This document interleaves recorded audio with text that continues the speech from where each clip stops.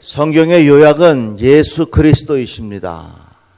다 같이 아멘. 성경의 내용을 복음이라고 말합니다. 좋은 소식이라고 하는 말입니다. 좋은 소식이 누굽니까? 예수 그리스도이십니다. 우리 기독교의 상징은 십자가입니다. 십자가를 보면 예수가 생각나지요. 하나님의 사랑, 예수의 고난, 나의 구원. 그 십자가의 핵심은 예수 그리스도이십니다. 이같이 우리 신앙생활에 예수님이 얼마나 중요한지 몰라요. 유대교하고 이슬람하고 기독교하고 공통점이 있습니다. 구약 성경을 경전으로 사용한다고 하는 것입니다. 구약에 나와 있는 중요한 인물 중에 아브라함이 있습니다. 아브라함이 그의 아들 이삭을 모리아 산에 바치지요.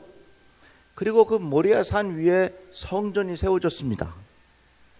그러니까 유대인들도 그렇고 이슬람 사람들도 그렇고 똑같이 그 성전을 중요하게 생각하는 겁니다. 왜 예루살렘을 서로 차지하려고 그렇게 유대인들하고 이슬람 사람들하고 전쟁하면서 왜 그렇게 싸우는가? 그 이유가 거기에 있어요. 아브라함이 아들을 바친 그 자리가 성지인데 바로 그 자리를 서로 차지하려고 하는 그 싸움 때문에 계속해서 이스라엘 예루살렘이 시끄러운 겁니다. 이같이 구약의 전통은 똑같이 가지고 있지만 이슬람과 유대교와 기독교에는 분명한 차이가 어디에서 일어나냐면 예수 그리스도를 어떻게 생각하느냐에 따라 달라지는 겁니다. 유대인들은요, 예수님을 아예 무시해요. 그래서 유대인들은 예수라고 하는 이름 자체가 그들이 욕이 돼 버렸어요. 그러나 이슬람 사람들은 예수님을 예언자 중에 한 사람이라고 봅니다. 그런데 예수님보다 모하메드가 더 나중에 왔기 때문에 모하메드의 영적 권위가 더 크다 이렇게 생각하는 겁니다. 그래서 그들은 모하메드를 더 중요하게 생각해요. 그런데 우리 기독교의 진리는 신약 성경에서 뭐라고 말합니까? 예수는 그리스도시요 살아계신 하나님의 아들이라 그랬어요. 2000년의 역사 속에 우리는 이 신앙의 고백을 끊임없이 해왔고 성경은 계속해서 이 말씀을 강조해서 전하고 있고 교회가 세워진 이유도 이 신앙의 고백 위에 교회가 세워졌고 앞으로 교회의 역사가 예수님 오실 때까지 계속해서 이 신앙의 고백은 변하지 않을 겁니다. 한번 따라해 봅시다. 주는 그리스도시요 살아계신 하나님의 아들이십니다. 다 같이 아멘. 그렇기 때문에 우리 신앙에 있어서 예수가 핵심이요. 예수가 핵심. 믿어지십니까? 예수님이 핵심이요. 제가 요즘에 동양 고전에 관한 책들을 이렇게 쭉 읽어보는데 이 동양 고전의 생각에는 하나님의 개념이 없어요.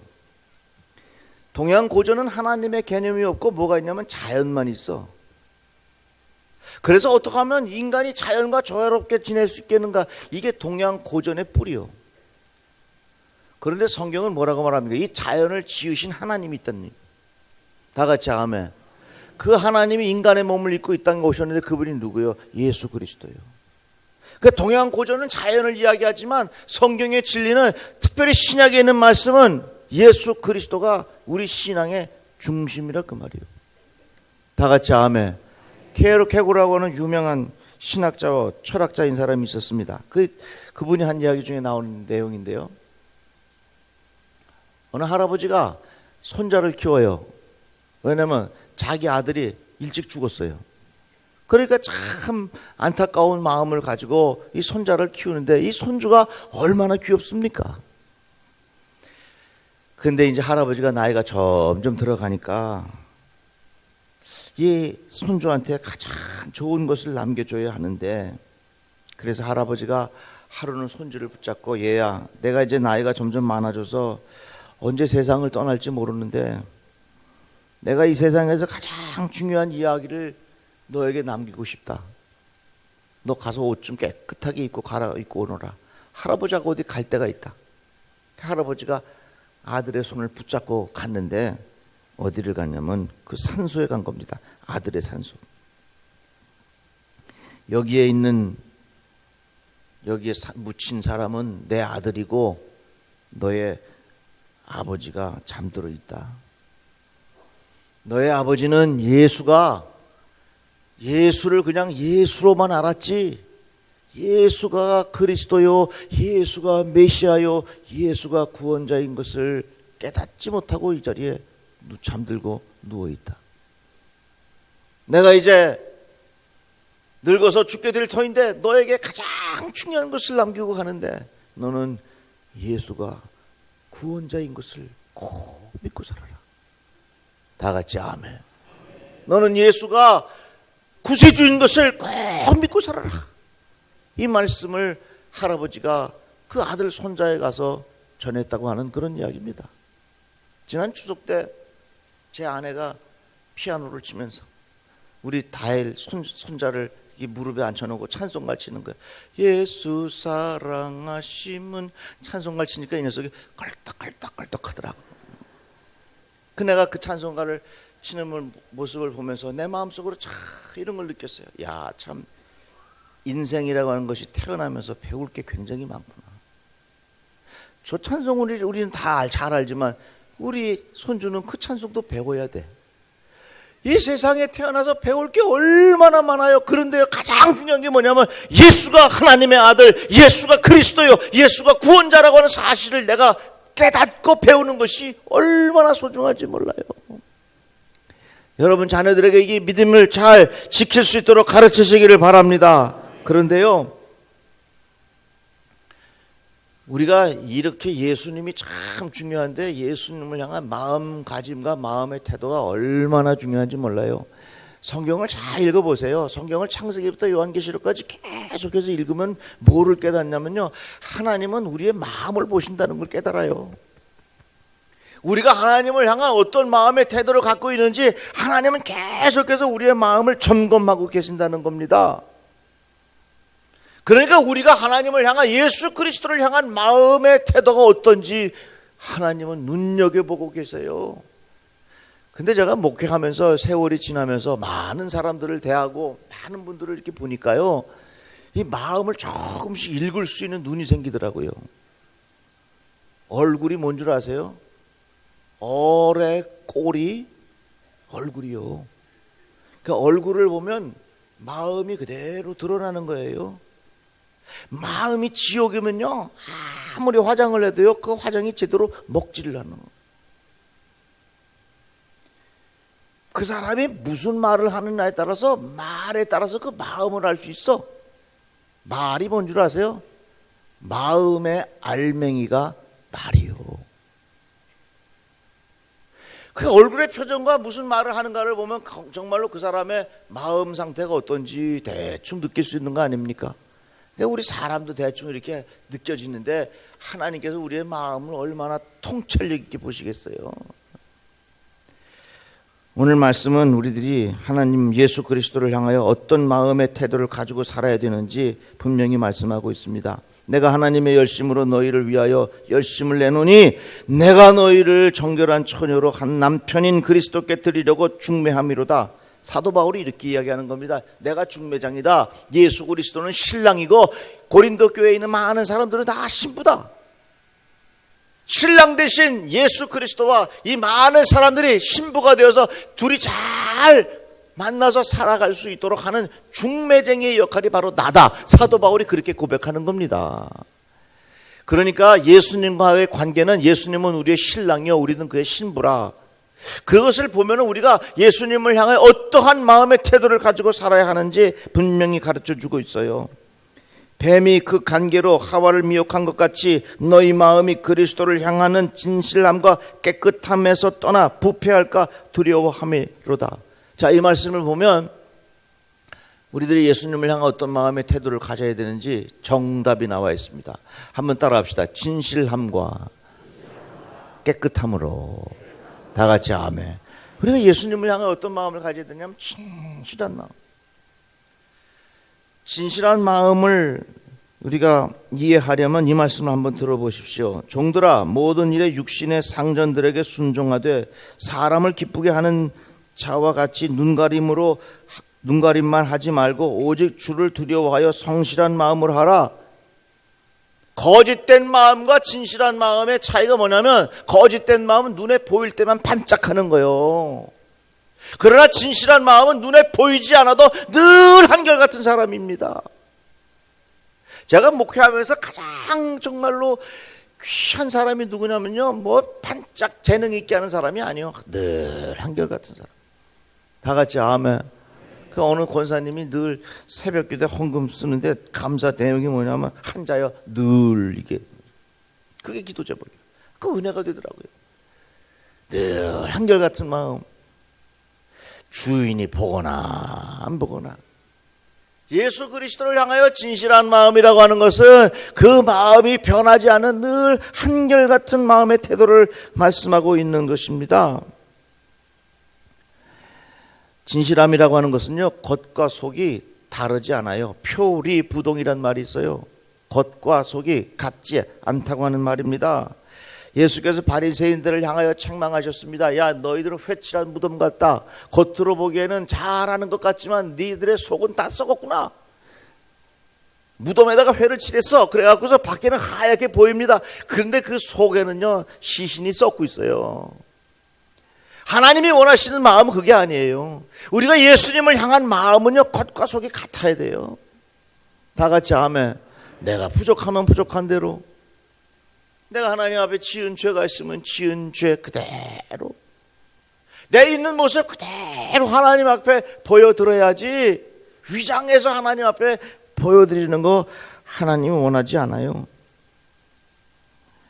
종이 겉으로는 주인에게 충성하는 것처럼 보이고 순종하는 것처럼 보이다가 주인이 없으면 자신의 속마음을 드러내는 사람, 이거 겉과 속이 다른 사람, 이러한 사람의 모습, 이러한 믿음으로 신앙생활 하지 말라, 그 말이요. 여러분 잘 들으세요. 거룩하게 보일 필요 없어. 내가 겉모습 거룩하게 보여주려고 하는 거 아니에요. 신앙생활은 내 있는 모습 그대로 보여주는 거예요. 다 같이 아멘. 다 같이 아멘. 사람들에게 거룩한 모습 흉내내고 거룩한 모습 보여준다고 해서 그게 무슨 의미가 있습니까? 내 속사람이 진심으로 진솔하게 솔직하게 거룩해야지. 예수 그리스도를 향한 마음의 태도는 어떻게 되느냐? 예수 그리스도를 향한 마음의 태도는 겉과 속이 다르지 아니하는 진솔함이 우리에게 있어야 된다, 그 말이에요. 사도 바울이 이렇게 말합니다. 그리스도 예수 안에는 할례나 무할례나 효력이 없으되 사랑으로서 역사하는 믿음뿐이니라. 유대인들은 어떻게 생각하냐면, 할례를 행하면 그 할례를 통해서 거룩한 백성이라고 이제 표시가 되는 겁니다. 그러니까 그들은 그 할례 받은 것으로 다 됐다고 생각을 하는 거예요. 그런데 사도 바울은 그것이 중요한 것이 아니라 마음의 할례가 더 중요하다. 겉으로 하나님 앞에 약속을 상속받을 사람으로 인정받는 것이 아니라 내 속사람, 나의 진실한 마음의 태도가 더 중요하다고 하는 것을 가르쳐주고 있는 것입니다. 그래서 여러분, 우리 진실하게 예수 믿어봅시다. 다 같이 아멘. 살다가요, 죄 지을 수도 있어. 그러면 그 죄를 덮으려고 할 거 없고 위장할 거 없어. 그대로 하나님 앞에, 하나님 내가 이렇게 해서 이런 죄를 지었습니다. 하나님 나를 불쌍히 여겨주시고, 하나님 나를 도와주시고, 하나님 나를 용서해 주십시오. 살다가 보면 실수할 수도 있어. 실수 안 한 것처럼 그러고 하지 마세요. 실수했으면 실수한 그대로 하나님 앞에 고백하세요.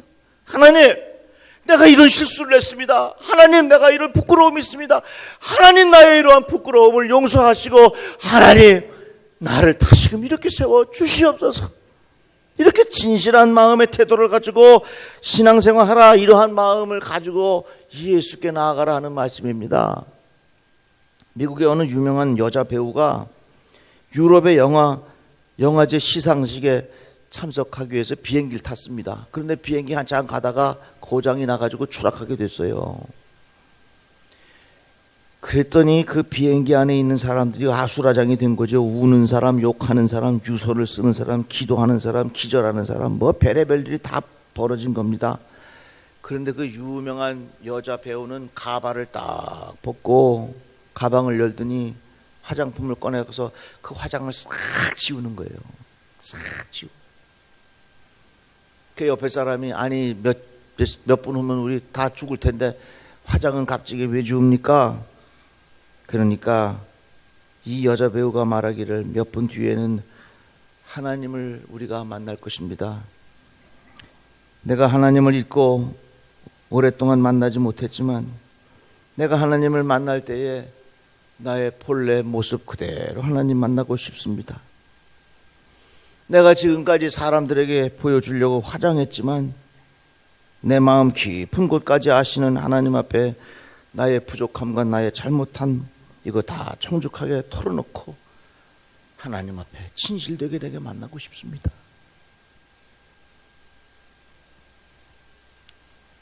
우리 예수 믿는 거 사람들에게 보여주려고 예수 믿지 맙시다. 다 같이 아멘. 사람들에게 나의 경건과 거룩함을 보여주려고 그렇게 하는 경건과 두려움은 아무런 의미가 없어. 정말 내 속에서부터 우러나오는 하나님 앞에 진실한 나의 마음, 이런 마음이 우리 모두에게 있기를 바랍니다. 그 다음 말씀이 이렇게 이어져요. 너희 마음이 그리스도를 향하는 진실함과 깨끗함에서. 예수님을 향한 마음은 깨끗함이라고 하는 거예요. 깨끗함이라는 거. 자, 순진이란 말과 순수라고 하는 말이 있는데 그게 서로 달라요. 순진이라고 하는 것은요, 이 컵에 아무것도 없는 게 순진이요. 순진이라고 하는 건 비어 있다는 거예요. 순수라고 하는 것은 이 안에 물이 담겼는데 그 물이 다른 것하고 섞이지 아니하고 정말로 한 가지로 가득 차여 있는 것, 그게 순수요. 어린아이는 순수합니까? 순진합니까? 순진해요. 왜? 아무것도 담긴 게 없어. 그런데 여러분, 어르신들에게, 연세 드신 분에게 어쩌면 그렇게 순진하세요? 그거는 신뢰해야 되는 말이에요. 왜냐하면 아직도 그렇게 사셨는데 속에 있는 게 아무것도 없습니까? 그 말이에요. 예수 그리스도를 향한 마음은 순진한 마음이 아니라 순수한 마음이요. 순수한 마음이라는 말은 뭐냐면 내 마음속에 아무것도 안 차 있고 내 마음속에 오직 한 가지 마음으로 가득 차 있는 마음, 그게 바로 순수한 마음이라는 겁니다.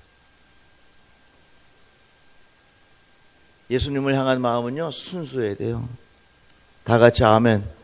다른 마음이 없기를 주의 이름으로 축복합니다. 예수 믿을 거 잘 믿읍시다.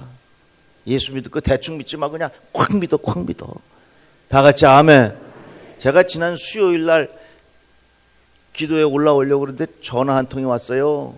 그래서 예약 좀 받아주세요 그러더라고, 내 핸드폰으로. 그래서 뭔 예약이요?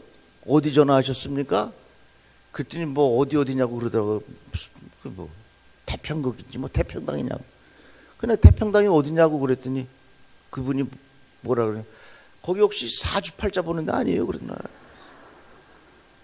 아, 내 전화에 사주팔자 보내. 그래서 내가 사주팔자 안 봅니다. 그러고 끊었어요. 야, 내가 보면서 이 세상에 참 이렇게 저렇게 방황하는 사람들이 많구나 하는 걸 깨달았어요. 여러분, 우리의 마음은요, 하나님 앞에 순수해야 돼요. 오직 예수, 오직 그리스도, 오직 주님만 내가 의지하며 살겠다고 하는 그런 순수한 마음으로 살아야 된다는 말이에요. 이 안에 아무것도 없으면 안 되죠. 이 안에 예수로 가득 채워져 있어야 된단 말입니다. 이러한 마음이 여러분들에게 있기를 주님의 이름으로 축복합니다. 이혼하는 부부들의 70%가 배우자의 외도 때문에 이혼한대요. 남편이 좀 못생겨도, 좀 돈 못 벌어와도, 좀 건강하지 않아도 그래도 사는데, 이게 외도하면요, 외도가 뭔지 아시죠? 바람 피는 거 있잖아, 그거. 그러면 그 못 참는다는 거예요. 예수가 우리의 신랑이요, 우리가 신부라고 하는 말씀은 이 영적인 순결함을 잘 지켜야 된다는 것입니다. 우상숭배라고 하는 것, 영적인 간음이에요. 우상숭배라고 하는 것은 내 가장 중심에 예수가 아니라 다른 것이 모셔져 있는 것, 그게 우상이라고 하는 것입니다. 예수님을 향한 우리의 마음 어때야 된다고요? 진실함과 깨끗함을 유지하라 그랬어요. 이러한 마음이 우리 모든 성도들에게 있기를 바랍니다. 뱀이 그 간계로 하와를 미혹한 것 같이 예수 그리스도를 향한 진실한 마음, 예수 그리스도를 향한 깨끗한 마음을 가지고 살아가려고 하는데 이 세상에는요, 악한 사탄의 역사가 얼마나 많은지 몰라요. 여러분, 이 세상은요, 악한 역사가 너무 많아. 이 세상은요, 사탄의 역사가 너무 많아요. 그렇기 때문에 내가 정신 바싹 차리고 사지 아니하면 내 영이 다 빼앗기게 돼 있어. 여러분, 신앙생활 잘하시기 바랍니다. 다 같이 아멘. 간교한 뱀이 하와를 미혹합니다. 미혹한다는 말은 거짓말한다는 거예요. 속인다는 겁니다. 내가 이걸 먹으면 하나님과 같아져. 이 말에 속아 넘어가는 겁니다. 이 세상은 거짓말이 얼마나 많은지 몰라요. 그런데 그 거짓에 속아 넘어가면 부패한다 그랬거든요. 이 부패한다고 하는 말은 죽음에 이르게 된다고 하는 것입니다. 어디에 인생에 사는 길이 있는 줄 아세요? 예수 그리스도를 향하여 진실한 마음과 깨끗한 마음을 가지고 늘 예수께 가까이 가는 거예요. 그래서 내가 예수님 앞에 섰을 때 흠없는 신부로, 순결한 신부로 내가 예수 앞에 서는 것이 내 인생의 가장 행복된 길이라 그 말입니다. 믿어주신 은혜가 있기를 바랍니다. 그런데요, 이 세상은요, 문명이 발달하고 인터넷, SNS, 방송 이런 것들이 발달하면서 온 세상이 막 섞이기 시작했어. 그걸 소위 말해서 퓨전이라 그래. 막 섞여. 음식도 섞이잖아요. 이제는 햄버거에도요, 빵으로 하는 게 아니라 밥으로 해갖고서 가운데 집어넣어. 그걸 뭐라 그러는 줄 아세요? 밥버거라 그래. 밥버거. 이제는 피자를 만들어도요, 그 위에다가 타핑을 뭐 치즈마 이런 거 하는 게 아니라 김치를 갖다가 싹 뿌려놔. 이 세상은 모든 것이 음식도 섞여요. 말도 섞이는 거 아세요? 아저씨 핸들 이빠이 꺾어. 핸들 영어, 이빠이 일본말 꺾어. 도를 한국말. 그러다가 보니까 우리의 생활, 문화, 그리고 우리의 정신 세계까지 이 세상이 정말로 혼합하는 여러 가지로 이것저것 막 섞이는 인생 속에 살아. 특별히 지금은 인권이라고 하는 미명하에 우리의 진리와 우리의 생각과 하나님께서 가르쳐 주신 창조의 질서 이런 것까지 막 섞이는 그런 인생이 지금, 그런 삶의 여정들이 우리 주변에 얼마나 많은지 몰라요. 그렇기 때문에 우리들은 정말 오직 예수 그리스도를 향한 순수한 마음의 태도가 우리에게 얼마나 필요한지 몰라요. 이러한 마음을 여러분들 놓치지 않기를 주의 이름으로 축복합니다. 이렇게 예수를 향하여 진실함과 깨끗함을 잘 지키고 악한 영의 이것을 내가 빼앗기지 않아야 내 인생이 정말로 복 있는 인생이 되는 거예요. 예수 잘 믿고 사셔서 여러분들의 인생이 축복의 인생 되기를 주의 이름으로 축원합니다. 기도합시다. 하나님 감사합니다. 주의 은혜가 고맙습니다. 말씀을 통하여 진리를 깨닫게 하시니 참으로 감사합니다. 오직 예수, 진실함과 깨끗함을 놓치지 않는 믿음의 사람들 되게 하여 주시옵소서. 예수 그리스도 이름으로 기도드리옵나이다. 아멘.